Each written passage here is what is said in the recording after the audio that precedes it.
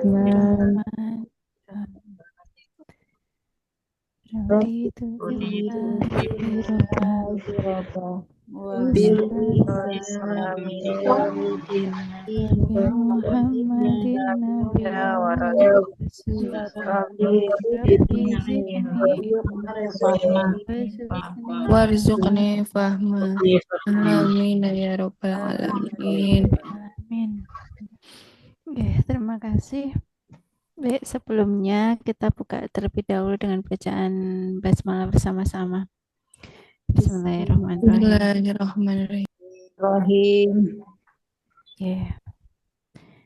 Ngapunten nggih Bapak Ibu, nembe ini tadi saya nggak lihat ada WA dari Bu Eni, baru nembe balas habis maghrib nih. Baru datang. Ya, untuk pertemuan di malam ini, sore ini nggih, di materi kedua nggih Bu Erni ya, tentang desain penelitian. Ya, mungkin materinya kemarin sudah saya berikan nggih. Sudah saya berikan. Saya tuh sudah menyampaikan ke Bu Erni aja menyampaikan link untuk pengumpulan judul, tapi kok lupa terus habis pulangnya malam tuh sampai kesupen saya mengirimkan. Tapi enggak apa-apa. Nanti saya kirimkan untuk link pengumpulan judul atau topik. Kemudian kalau misalnya menawi Bapak Ibu sudah membuat bab 1, bab 2, nanti habis ini saya kirimkan. Insya Allah saya kirimkan. Bisa langsung diupload, enggak masalah. Ya. Atau bisa sampai hari Minggu. Ya, untuk pengisiannya nanti di minggu ke depan sudah kita mulai untuk praktikum bab ini nggih, bab 3 ngoten nggih. Terus kemudian nanti kemarin saya sudah koordinasi sama Bu Wid ya. Saya coba carikan PPT-nya untuk penyusunan bab 1 nggih, bab 1 sama bab 2. Nanti saya masukkan di link yang kemarin nggih Bu Erni. Nanti bisa Bapak Ibu bisa download di situ. Ya,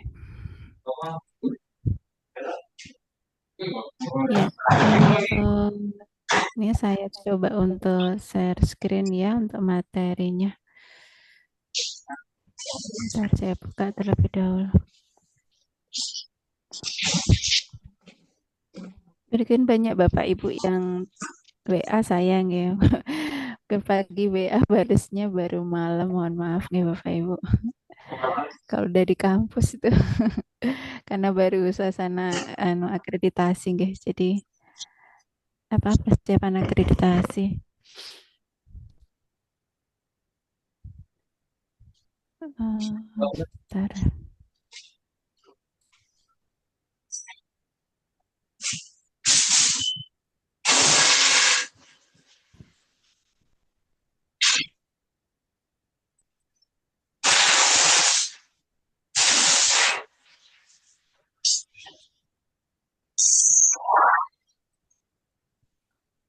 Nanti desain penelitian. Sembari mungkin bisa dibuka mawon atau nanti bisa didiskusikan saja, enggak masalah Bapak Ibu. Karena materinya sudah saya bagikan sejak lama. Nanti habis ini langsung menghubungi Budi Camawon kalau sudah dapat materi dari saya untuk materi selanjutnya. Saya izin sharing ke screen Bapak Ibu.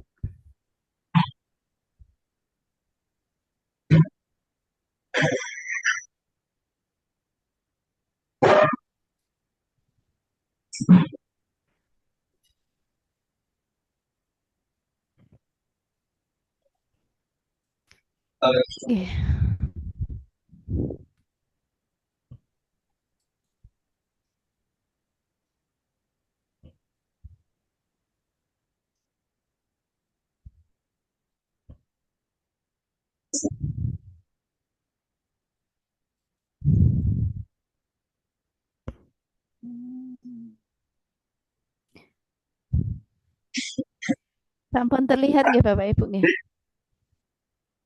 Sampun. Ampun, Bu. Eh, slide-nya berubah mboten? Slide-nya berubah mboten, Bu? Ya, sudah berubah. Coba. Oke. Ya, alhamdulillah. Oke. eh jadi malam ini kita belajar. Kemarin kan sudah belajar tentang metode penelitian. Nggih. Saya review kembali sedikit ya. Jadi metode penelitian itu kita sebenarnya ada tiga ya, kualitatif, kuantitatif, dan mixed method atau campuran antara kuali dan kuanti. Gitu. Kalau untuk tahap sarjana, kuali sama kuantitatif gitu ya. Jadi monggo nanti Bapak Ibu bisa memilih mana apakah akan menggunakan jenis penelitian kuantitatif, berarti metodenya metode kuantitatif, ya. Ada dua yaitu survei sama eh, eksperimen begitu nggih. Kalau survei itu ada Deskripsi. ya betul deskripsi sama analitik. Kalau Analitik. eksperimen, iya betul Bu. Eksperimen ada tiga apa saja Ibu? Pre-eksperimen, eksperimen semu, true eksperimen, atau laboratorium eksperimen, atau eksperimen lapangan. Monggo nanti menyesuaikan dari kemarin judul yang sudah Bapak Ibu tentukan begitu nggih, atau topik nggih begitu. Nah, untuk yang sekarang kalau metodenya sudah tahu, misalnya Bapak Ibu kemarin yang sudah konsultasi ya mungkin judulnya ada yang menggunakan metode, saya memilihnya jenis penelitiannya kuantitatif gitu nggih. Terus metodenya akan memilih kuantitatif dengan metode misalnya survei ya. Karena judul saya hubungan antara kualitas hidup kualitas itu dengan kualitas hidup misalnya seperti itu. Nah, pengennya apa namanya ke survei analitik begitu nggih untuk metodenya gitu. Nah, sekarang dari metode itu kita akan tertarik ya misalnya desain ya. Desainnya apa sih yang akan kita gunakan? Begitu seperti kalau bangun rumah ya berarti kita harus mendesain rumahnya begitu nggih. Sama kayak penelitian kita harus mendesain kira-kira nanti saya penelitiannya itu gambarannya kayak gimana sih begitu. Ya, bagaimana sih saya desain untuk mengambil datanya? Apakah saya akan mengambil datanya itu apa namanya dalam waktu yang panjang, ataukah waktunya akan saya potong menjadi singkat yang seharusnya 3 bulan saya jadikan cukup 2 hari, begitu nggih. Nah itu disebut sebagai desain. Oke. Nanti selain desain kita juga belajar tentang variabel yang paling di antara topik ini yang paling mudah itu adalah variabel, tapi paling banyak. Nggih. Terus kemudian hubungan antara variabel gitu. Nah, ini saya ambilkan. Jadi Bapak Ibu kalau misalnya untuk penelitian atau skripsi, buku pegangan yang mudah untuk dipahami gitu nggih. Yang mudah untuk dimengerti, ya bahasanya nggak terlalu sulit. Biasanya ada 3 buku. Nggih. Yang pertama kalau ini yang saya tidak membuat ini ya, saya capture langsung dari bukunya, terus kemudian saya masukkan di sini nih, gitu. Ini dari metodologi penelitian dari Prof. Sugiono ya. Ya mungkin Bapak Ibu sudah pernah sering mendengar ya Prof. Sugiono dari Universitas Negeri Yogyakarta kata saya. Itu yang sudah di mana-mana. Yang kalau di Prof. Sugiono ini kaitannya dengan metodologi atau metode penelitiannya itu lebih mudah dipahami begitu ya. Terus nanti bisa Bapak Ibu menggunakan buku dari Kusuma Kelana Dharma yang di situ menyertakan tentang lengkap sekali kaitannya dengan apa namanya perhitungan sampel gitu ya, sampel populasi ya. Terus kemudian saya itu yang ketiga itu bukunya dari Sopiudi Dahlan ya, kalau Bapak Ibu nanti berkaitan dengan perhitungan apa namanya statistik begitu nggih. Nah, tiga itu yang biasanya mahasiswa lebih mudah untuk bisa memahami gitu. Banyak sekali nggih dan macam-macam. Nah, untuk yang pertama tentang variabel penelitian, mungkin Bapak Ibu sudah membacanya nggih, sudah membaca. Jadi variabel penelitian guys, sebentar ya Bapak Ibu ya.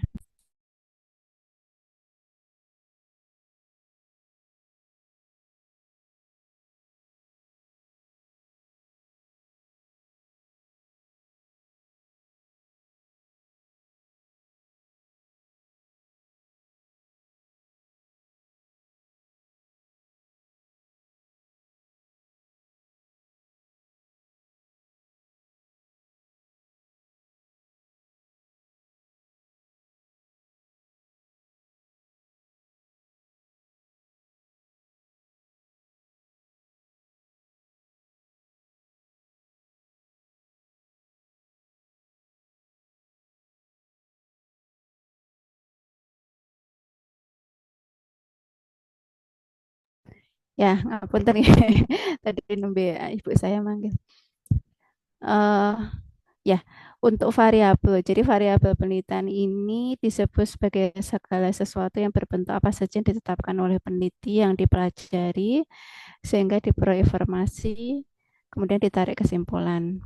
Jadi kalau Bapak Ibu misalnya ya, saya pakai pena, itu penanya. Jadi kalau misalnya Bapak Ibu ada judul ya, hubungan antara atau hubungan kualitas hidup dengan kualitas tidur dengan kualitas hidup pasien eh, gagal ginjal kronik begitu ya. Ya, kira kinten-kinten atau kira-kira yang menjadi variabelnya apa, Bu? Jadi misalnya hubungan ya antara maaf nggak bisa ini kualitas hidup dengan kualitas tidur. Atau mungkin dari Bapak Ibu ingin mengutarakan judul yang sudah dibentuk.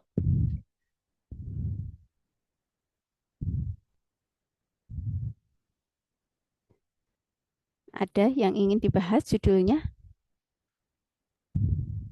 Saya, Bu, Oke, Bu Rizka, monggo. Ibu judulnya mau apa, Bu? yang terakhir kemarin, Bu, pengaruh afirmasi positif terhadap penurunan Oh nyeri. iya, Nggih, Bu, Kurang ngaten nggih, Bu. kurang Saya pripun, Bu. kalau kalau membalas itu biasanya malam. Nggih, kurang Nggih. pripun mohon dikoreksi, Bu. Nggih. Jadi seperti yang saya sampaikan kemarin ya Bapak Ibu ya, atau Bapak Ibu yang sering yang konsultasi, sebenarnya hubungan afirmasi positif dengan apa Bu tadi? Hubungan afirmasi positif dengan Dengan penurunan nyeri ya penurunan nyari pasien post pasca operasi. operasi, Nggih. pas operasi. Nggih. Nah, yang disebut sebagai variabel itu di mana sih? Jadi kalau judul, nggih, ini ya. Jadi kalau judul itu ada yang disebut sebagai mengandung satu variabel atau dua variabel. Ketika ada kata hubungan antara, terus kemudian ada kata dengan, ya. Di sini ada kalimat misalnya tadi afirmasi positif, di belakang dengan itu ada kata tadi penurunan nyeri, berarti afirmasi positif dan penurunan nyeri itu disebut sebagai variabel.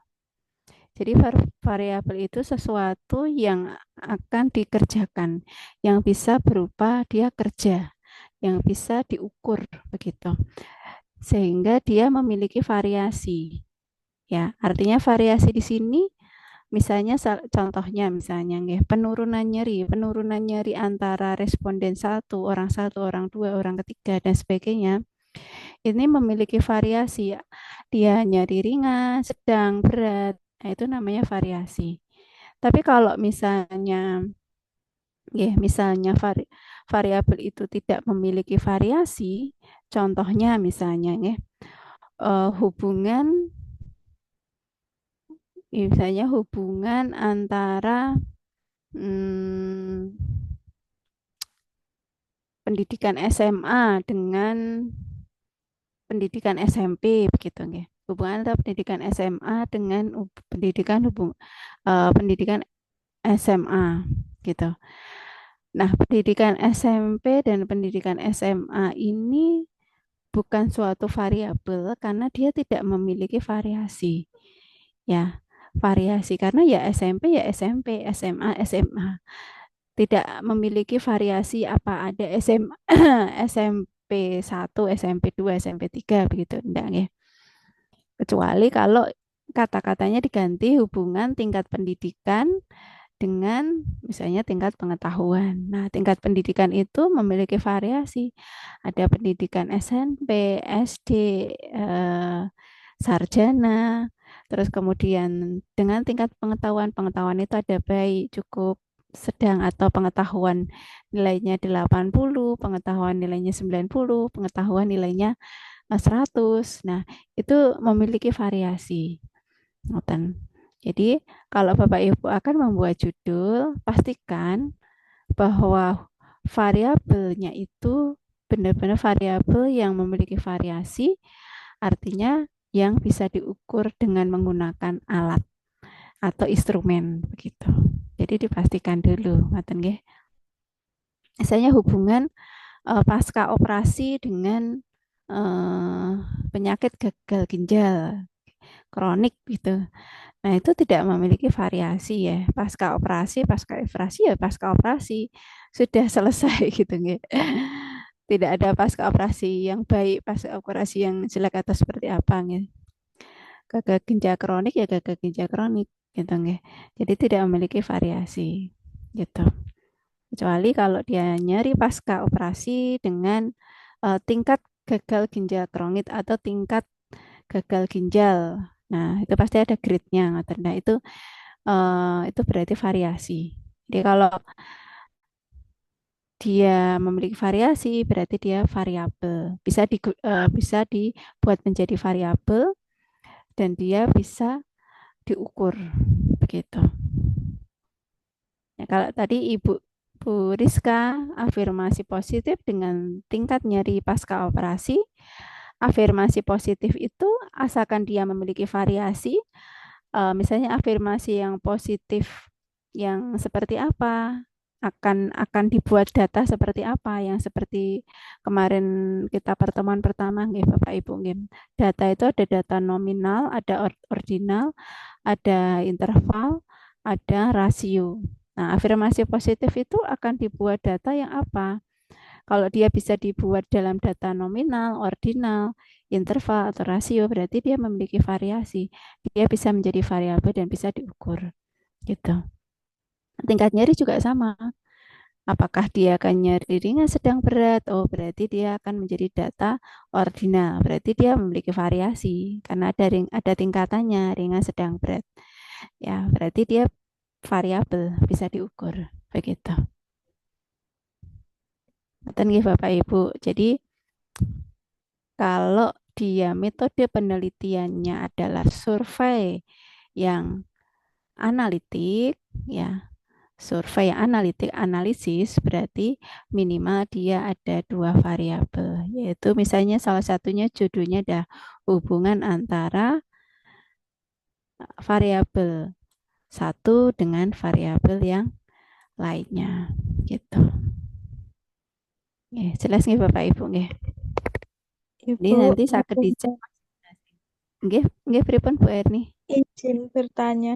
Misal dari proposal itu judulnya analisis faktor risiko yang mempengaruhi kejadian komplikasi pada pasien dengan SKA. Berarti itu variabelnya faktor risiko dan SKA ngoten, Bu. Tidak, Ibu. Analisis faktor yang mempengaruhi atau menghubungkan. Analisis faktor resiko yang mempengaruhi Ya, kejadian kejadian komplikasi komplikasi. pada pasien SKA. Oh, oke. Oh, berat ya, Bu ya judulnya ya. Saya bayangkan sudah berat itu. Ya, ya. Kalau judul mungkin Bapak Ibu kemarin ada yang konsul, saya juga saya kasih judul analisis faktor begitulah. Karena judulnya udah banyak sekali gitu, Bu. Alangkah baiknya analisis faktor. Kalau analisis faktor atau analisis faktor yang menjadi variabelnya itu analisis faktor dan kejadian komplikasi. Tapi di sini kita bisa lihat, Bu, namanya analisis faktor. Jadi segala faktor apapun yang mempengaruhi terjadinya komplikasi, entah itu ada, jadi seperti faktor resikonya begitu nggih, Bu ya, yang mempengaruhi kejadian komplikasi. Itu ada 12, ada 10, ada 5 faktor yang mempengaruhi. Berarti itu semuanya nanti harus dimunculkan nanti di dalam proposal. Begitu. Kalau misalnya memang tidak akan dimunculkan, maka harus dikendalikan. Tidak boleh masuk dalam penelitian. Nah, itu disebut sebagai analisis faktor. Jadi, kalau bentuknya analisis faktor, berarti variabel yang ada di depan ini, ya, analisis faktor, dia nanti variabelnya adalah lebih dari satu. Sedangkan variabel yang setelah dengan, ya, atau yang dia berubah yang akan dipengaruhi, dia hanya ada satu tadi, yaitu tingkat komplikasi. Gitu. Itu juga metodenya adalah survei analitik. Oke. Walaupun kelihatannya kok judulnya seperti hanya ada satu variabel, hanya tingkat komplikasi, tingkat komplikasi aja. Tapi karena itu ada analisis faktor, berarti analisis faktor itu yang menjadi variabelnya. Menjadi variabel, kalau Ibu masih ingat nih Bapak Ibu, variabel bebas dan terikat. Yang menjadi variabel bebasnya itu lebih dari satu. Makanya karena lebih dari satu, misalnya 6 atau 7 tidak mungkin akan dimunculkan dalam satu judul kan Ibu ya. Sehingga dibuatlah menjadi padat, menjadi analisis faktor. Gitu. Nah, faktor-faktor apa saja nanti dijelaskan di dalam proposalnya. Begitu Ibu. Jelas nggak Ibu? Oh, iya. Berarti nanti lebih baiknya supaya tidak terlalu banyak yang dimasukkan pada variabelnya, nanti judulnya diubah jadi analisis faktor gitu saja nggih, Bu. Atau boleh disebutkan, misal menyebutkan 2 faktor risiko yang muncul, analisis faktor merokok dan DM misal nggih, Bu, yang mempengaruhi kejadian komplikasi pada pasien dengan SKA ngoten niku pripun, Bu? Oh, okay. Kalau hanya 2, ya, 2 atau 3 yang akan dianalisis yang mempengaruhi terapi tingkat komplikasi, alangkah baiknya dimunculkan saja, tidak apa masalah, Bu. Tapi bukan analisis faktor lagi. Tapi tujuannya apakah akan dicari pengaruh ataukah hubungan. Kalau hubungan berarti ya hubungan merokok dan stres dengan, ya. Jadi ada kata dannya yang memisahkan di antara variabel bebas depannya itu. Jadi hubungan merokok dan tingkat stres dengan tingkat komplikasi penyakit begitu. Gitu Ibu. Kalau hanya 2 sampai 3 munculkan saja. Tapi kalau lebih dari itu tidak mungkin karena judul itu kan maksimal hanya 16 kata nggih. Ya sudah, langsung analisis faktor gitu. Oh, nggih, Bu. Nggih, Begitu nggih, nggih. matur suwun. Nah, kalau hanya deskriptif hanya satu saja, misalnya metode survei, ya surveinya adalah deskriptif, ya berarti depannya adalah misalnya gambaran tingkat komplikasi. Nah, gambaran, jadi hanya pengen tahu tingkat komplikasi pasien gagal ginjal itu seperti apa sih? Tingkat komplikasinya apa aja sih? Nah, itu hanya satu variabel aja yang akan diteliti. Begitu. Tapi kalau untuk S1 kan minimal ada 2 variabel ngoten nggih. Atau lebih monggo itu. Gitu. Ya, sampai sini ada yang lagi tanyakan? Assalamualaikum Ibu, izin bertanya Ibu. Nggih, monggo Bu Khotimah. Ada yang mau Kalau ditanyakan? misalnya perbandingan tingkat stres perawat di bangsa dengan di luar intensif itu berarti variabelnya cuma satu tingkat stres itu ya Bu ya? Ngapunten Ibu, suaranya kok kecil ya. Radik mendekat di soundnya Bu, coba. Oh iya. Kalau judulnya itu perbandingan tingkat stres perawat di ruangan dengan yang di ruangan intensif itu berarti variabel yang kita kasih cuma satu itu ya Bu ya, tingkat stres Bu atau gimana? Iya, jadi kalau misalnya komparasi perbandingan tingkat stres di ruangan bangsal, rawat inap dan ICU misalnya seperti itu. Itu hanya yang mau dicari adalah satu variabel, tapi dibandingkan. Itu tidak bermasalah, karena perbandingan yang menjadi bedanya adalah kalau misalnya satu variabel aja, misalnya gambaran tingkat stres di bangsal, itu hanya satu variabel aja. Kalau perbandingan tingkat stres di bangsal dengan perawat di bangsal dengan perawat di ICU, berarti itu sudah jenis penelitian komparasi. Ya, jadi metodenya adalah survei, survei, deskriptif, komparasi, membandingkan, begitu. Itu tidak bermasalah. Jadi Bapak Ibu menawi apa namanya kasusnya itu sesuatu yang belum pernah diteliti atau kasusnya itu menarik, ya hanya pengen tahu gambarannya aja tidak bermasalah, gitu. Tapi kalau penelitian yang survei deskriptif, metodenya yang hanya satu variabel, memang diharuskan untuk yang variabel yang unik begitu, yang sekiranya ini kok penting untuk diketahui sebelum kita mau mengetahui hubungannya dengan yang lain gitu ya. Nah itu enggak masalah. Mboten napa-napa Bu Khotimah. Sama-sama Bu. Nggih, sami-sami Bu. Kita itu komparasi nggih. Ibu, mohon izin Bu konsul. Nggih, Bu Gusti, monggo Bu Gusti.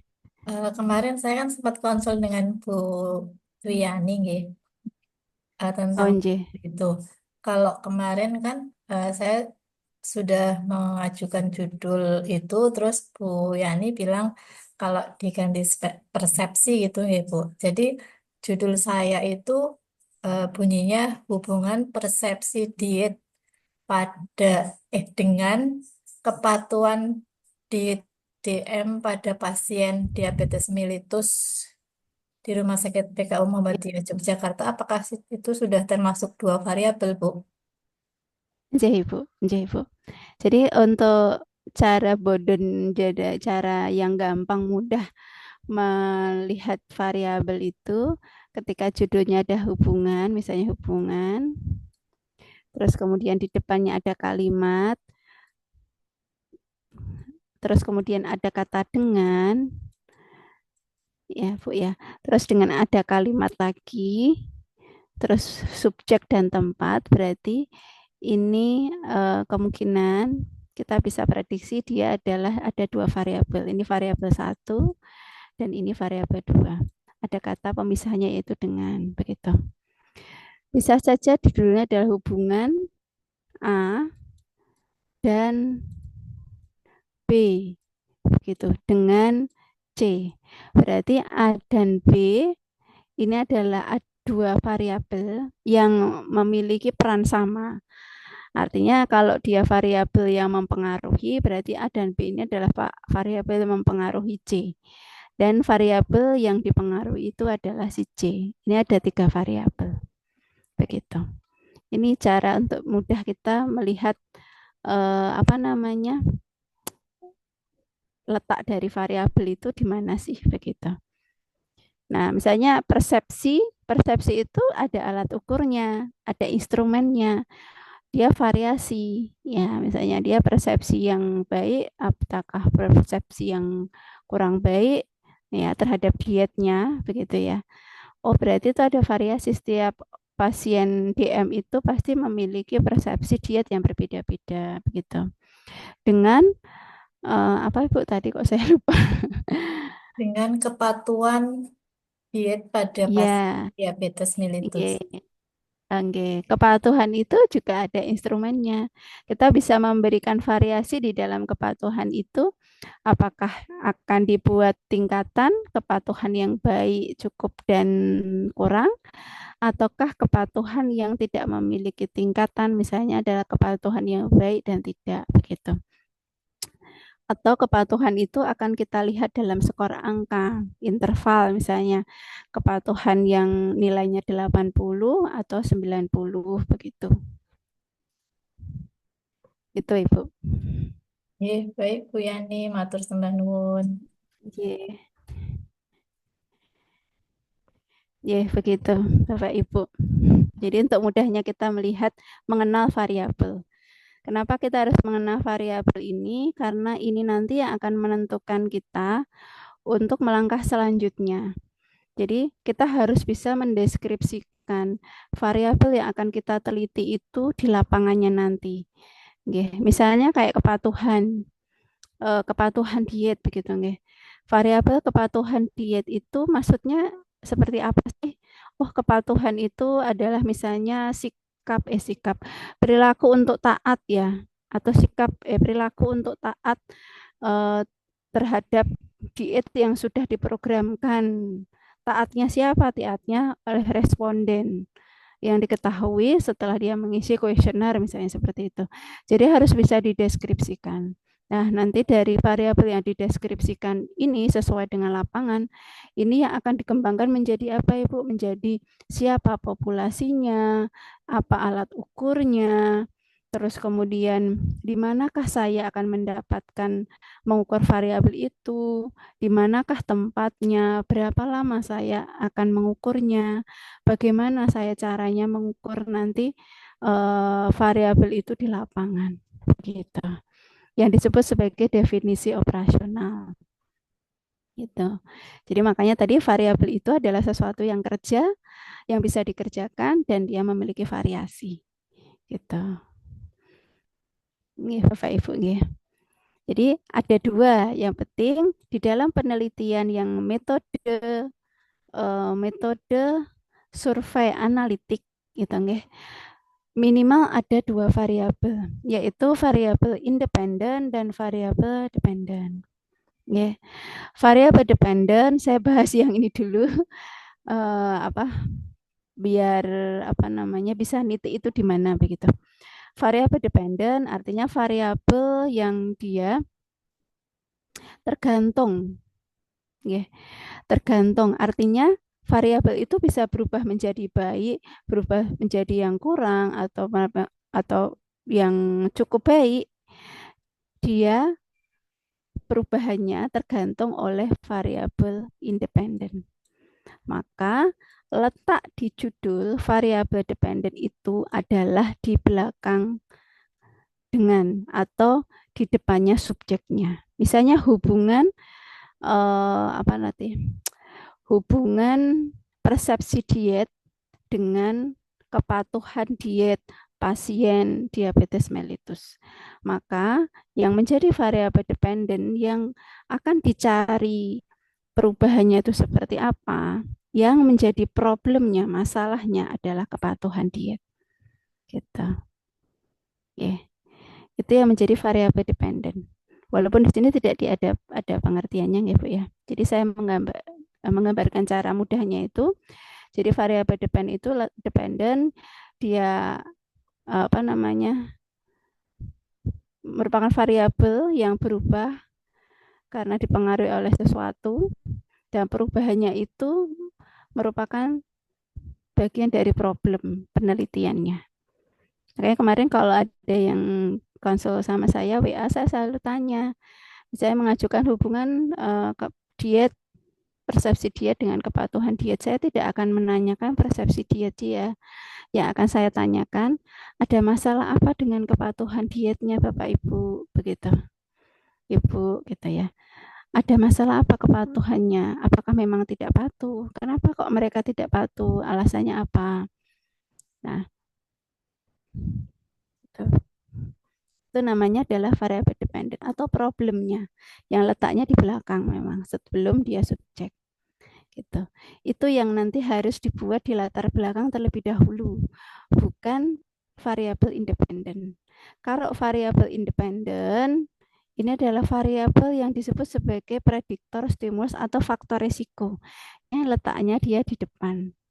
Dia akan mempengaruhi si variabel dependen untuk berubah. Gitu ya. Misalnya tadi hubungan persepsi diet dengan kepatuhan diet. Berarti yang menjadi variabel independen, yang menjadi faktor risikonya adalah si persepsi diet itu. Ya, semakin persepsi dietnya baik, maka variabel dependen berupa kepatuhan dietnya juga akan semakin baik. Begitu. Biasanya hubungan di antara dua variabel ini adalah saling positif, gitu nggih. Kalau variabel independennya baik, maka variabel dependennya juga akan meningkat. Gitu, ya. Jadi minimal ada dua ini. Untuk metode penelitian yang survei analitik. Gitu. Sampun jelas Bapak Ibu? Pusing. Pusing. Misalnya Ibu judulnya apa, Bu?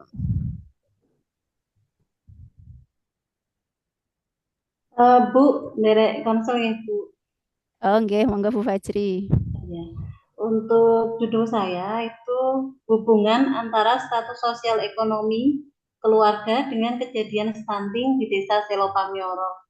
Itu sudah memenuhi variabel tadi belum ya, Bu? Sudah, Ibu. Hubungan status sosial ekonomi dengan kejadian stunting, nggih. Nggih. Nggih. Jelas itu ada dua variabel. Kejadian stunting itu adalah problemnya. Dia di belakang kata dengan, nggih, Bu ya. Dia merupakan variabel dependen.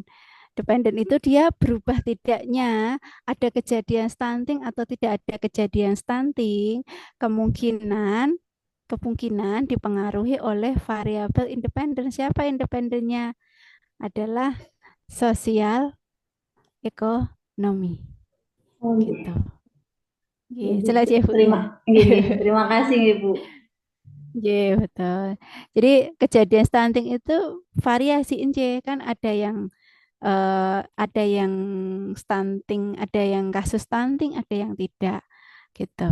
Tapi kalau mempengaruhi stunting saja, ya stunting itu ada variasinya enggak. Kalau kejadian stunting kan jelas dia akan ditanyakan adalah berapa jumlah stuntingnya gitu. Sosial ekonomi juga ada variasinya, ada ekonomi menengah, ada ekonomi atas, ada ekonomi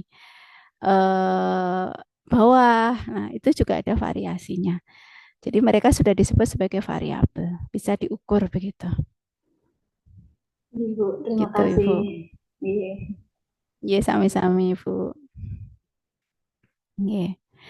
Nah, selain dua variabel ini, Bapak Ibu, ya, ini adalah variabel utama yang akan kita teliti kaitannya, hubungannya, atau pengaruhnya. Tapi ada tapinya nih Bapak Ibu. Tapi dalam pelaksanaannya ternyata ada beberapa variabel yang ikut dalam penelitian. Yang saya gambarkan itu adalah contohnya seperti ini, Bu. Faktor resiko yang mempengaruhi tingkat stres perawat di ICU begitu. Nah, jelas faktor resiko yang mempengaruhi tingkat stres perawat ICU itu pasti banyak, bukan hanya beban kerja, bukan hanya lingkungan kerjanya, bukan hanya kualitas tidur, bukan hanya jumlah misalnya honor Ya, banyak banget yang mempengaruhi faktor resikonya. Nah, sedangkan Bapak Ibu misalnya Bapak Ibu itu hanya meneliti misalnya ya adalah hubungan antara beban kerja dengan tingkat stres perawat di ICU gitu. Nggih. Jadi hanya menghubungkan antara beban kerja dengan tingkat stres di ICU. Hanya menghubungkan dua variabel ini.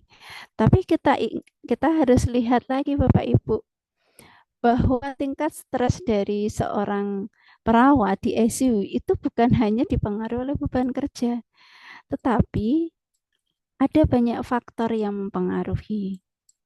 Ya, tadi misalnya kualitas tidur, lingkungan kerja, hubungan dengan sejawat dan sebagainya. Sedangkan ini bisa mengganggu hubungan di antara variabel bebas dan terikat. Ini nggak boleh masuk di dalam penelitian. Makanya ini muncul sebagai sebuah variabel lain. Bukan variabel independen, bukan lagi variabel dependen, tetapi variabel lain yang keberadaan dia bisa mengganggu antara hubungan variabel independen dan variabel dependen. Atau misalnya tadi kinerja, terus kemudian hubungan antar sejawat, jumlah gaji, itu bisa mempengaruhi ya hubungan antara beban kerja dengan tingkat stres. Belum tentu beban kerja itu mempengaruhi stres seorang perawat ICU karena sudah sering terlatih dengan kerja yang banyak itu, mereka nggak stres gitu. Tapi yang ternyata yang mempengaruhi itu adalah jumlah gaji. Gajinya kecil gitu ya misalnya. Itu yang bikin stres dia. Jadi waktu diteliti hubungan di antara beban kerja dan stres ini bias ya tadi karena ada gaji yang mempengaruhi keduanya gitu. Nah, itu sebagai variabel lain. Maka kita harus tahu variabel-variabel itu Bapak Ibu. Ya, mungkin agak sedikit sulit ya Bapak Ibu. Ya, misalnya contohnya ada satu yang disebut sebagai variabel moderator. Variabel yang mempengaruhi, memperkuat, dan memperlemah hubungan antara variabel. Jadi letaknya ada di tengah-tengah ini, Bu. Ya, misalnya ini contohnya nih. Ini disebut sebagai variabel yang mengganggu. Contohnya misalnya, variabel independen adalah perilaku suami. Hubungan, judulnya misalnya, hubungan perilaku suami dengan perilaku istri. Begitu nggih.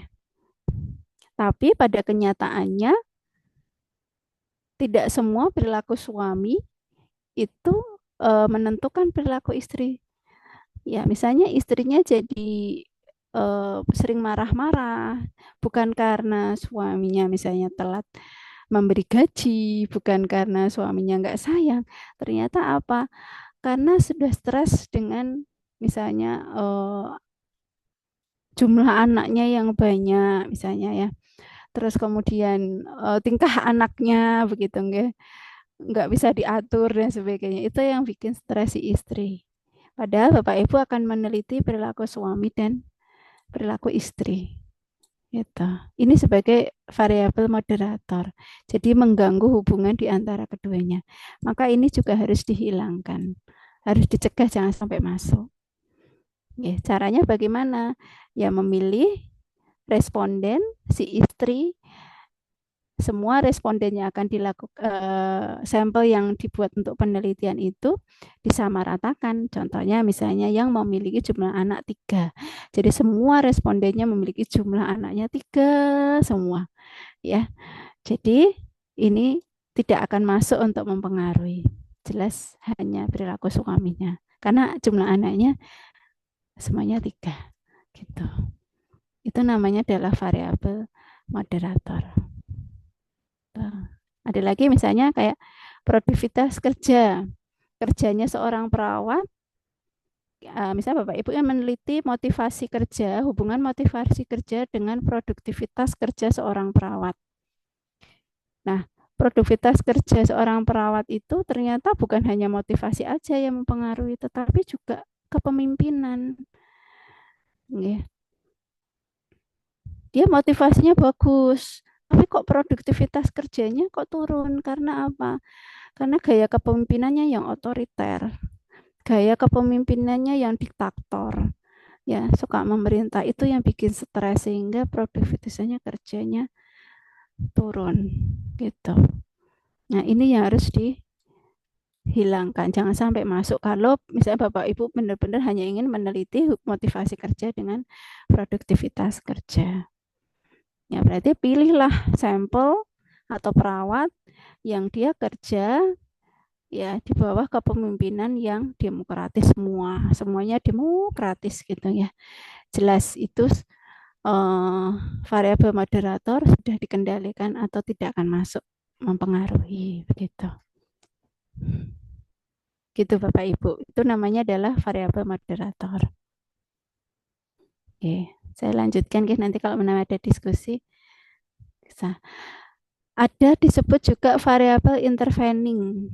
Ya, intervening ini adalah variabel yang secara teoritis itu mempengaruhi hubungan antara variabel independen dengan dependen secara tidak langsung. Ya, jadi ini juga bisa muncul sebagai variabel yang mempengaruhi. Maka sebenarnya sebisa mungkin jangan sampai ada. Katanya. Contohnya begini Bapak Ibu. Ini sebenarnya peneliti ingin meneliti hubungan antara penghasilan ya dengan gaya hidup seseorang atau gaya hidup perawat misalnya. Penghasilan seorang perawat dengan gaya hidup perawat. Gitu. Ya. Tapi kita lihat gaya hidup itu kan banyak ya Bapak Ibu ya. Gaya hidup itu kan banyak. Maunya si peneliti itu gaya hidupnya pengennya meneliti gaya hidup perawat itu yang kaitannya dengan gaya hidup yang sehat, misalnya perilaku sehat begitu nggih. Gitu. Maunya seperti itu. Tapi tidak dijabarkan, dia hanya bilang gaya hidup saja, padahal banyak sekali gaya hidup. Makalah muncul sebagai variabel interveni yaitu gaya hidup juga. Karena apa? Ini tadi maunya adalah perilaku yang sehat, hidup sehat, makanan bergizi dan sebagainya. Tetapi gaya hidup itu juga ada lain, yaitu misalnya dari sisi penampilan. Nah, ya misalnya penampilan. Oh, penampilan perawatnya dari penghasilannya semakin tinggi, penampilannya gonta-ganti mobil, terus kemudian memiliki barang-barang yang mewah, itu juga gaya hidup, gitu. Ya, jadi maka dari itu biar tidak muncul salah tafsir, perjelaslah variabel dependennya. Misalnya gaya hidup itu yang dimaksud apa maunya dari peneliti itu.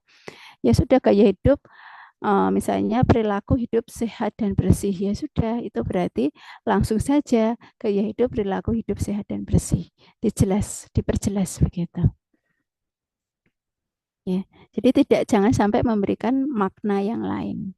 Kalau tidak ya akan muncul gaya hidup lain, itu disebut sebagai variabel intervening.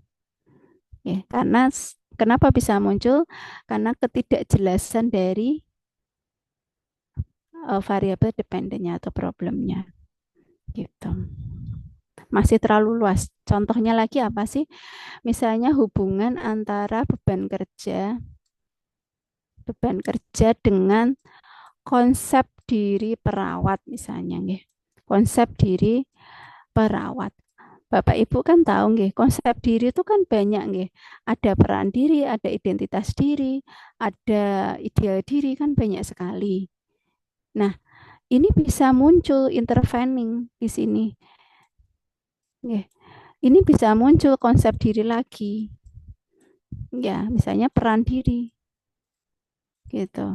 Sedangkan Bapak Ibu pengennya itu maksudnya adalah di sini adalah misalnya tentang harga dirinya. Nah, ini yang disebut sebagai variabel dependen yang terlalu luas atau tidak jelas. Konsep diri itu luas, nih. Mana yang akan difokuskan gitu. Nah, itu disebut sebagai variabel intervening.